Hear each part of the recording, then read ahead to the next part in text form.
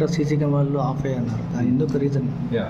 Strong room దగ్గర ఒక కొంతసేపు మనకి సీసీటీవీస్ ఆగిపోయాయని చెప్పి ఒక వార్త అనేది వచ్చింది. దాంట్లో టెక్నికల్గా చూసినట్లయితే 24/7 సీసీటీవీ కెమెరాస్ ఆన్లోనే ఉంటున్నాయి, కానీ అక్కడ డిస్ప్లే అవ్వలేదు. ఫర్ ఎగ్జాంపుల్ అక్కడ పెట్టిన టైప్ సి టైప్ డి దగ్గర పెట్టిన 2 సీసీటీవీలు అవి ఆన్లో ఉంటూ వాటి రికార్డింగ్ మొత్తం జరుగుతూనే ఉంది. కానీ అక్కడి నుంచి కనెక్ట్ చేసుకొని మన కమాండ్ అండ్ కంట్రోల్ రూమ్కి వచ్చిన వైరు గాలివాన వల్ల అది కొంచెం లోడ్ ఎక్కువయ్యి అది అక్కడ డిస్ప్లే కట్ అయిపోయింది తప్ప రికార్డింగ్ అనేది ఎటువంటి పక్షంలో కట్ అవ్వలేదు.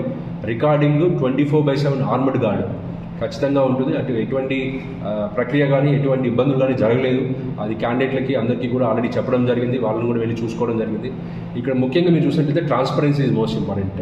సెక్యూరిటీ ప్రోటోకాల్ 3 అంచెలు మనం కేరళ పోలీస్ ఆల్రెడీ మొత్తం 24/7 70 మెంబర్స్ అక్కడ గార్డింగ్ జరుగుతుంది. స్టేట్ ఆర్మ్డ్ పోలీస్ కూడా అక్కడ ఉంటున్నారు 2వ అంచె దగ్గర. 3వ అంచె అంటే గేట్ దగ్గర మన డిస్ట్రిక్ట్ పోలీస్ ఫోర్స్ కూడా అక్కడ ఉంది. దాదాపు ఒక 300 మంది ఫోర్స్తో అక్కడ సెక్యూరిటీ ఉంది. కాబట్టి ఎలాంటి అవాంఛనీయ సంఘటనలు కూడా అక్కడ ఏం జరగలేదు. కేవలం అక్కడ నుంచి వచ్చిన వైరు ఏదైతే డిస్కనెక్ట్ అయిందో దానివల్ల స్ట్రీమింగ్ ఆగిందే తప్ప అక్కడ ఎటువంటి ఇబ్బంది జరగలేదు.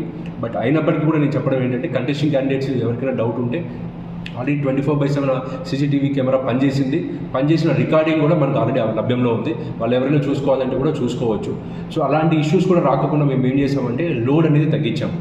అండ్ ఇంతకుముందు కాన్స్టిట్యున్సీస్ అన్నిటికీ ఒక పెద్ద వైర్ పెట్టున్నాము.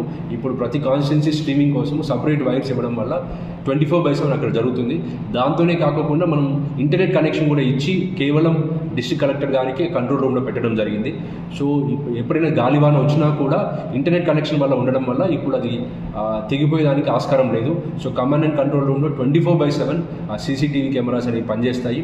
అదే కాకుండా ఆర్ఓ లెవెల్లో ప్రతిరోజు ఉదయము సాయంత్రము మేము వెళ్ళి చెక్ చేసుకుంటున్నాము.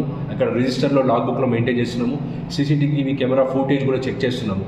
కాబట్టి పకడ్బందీగా యాజ్ పర్ ఈసీఐ గైడ్లైన్స్ ఏదైతే 3 టైప్ సెక్యూరిటీ ప్రొవైడ్ చేయమని చెప్పిందో అదే విధంగా చేస్తూ ఎటువంటి సందేహాలకు తావివ్వకుండా ప్రాపర్ వేలో దాన్ని మనం మెయింటైన్ చేయడం జరుగుతుంది. ఓకే.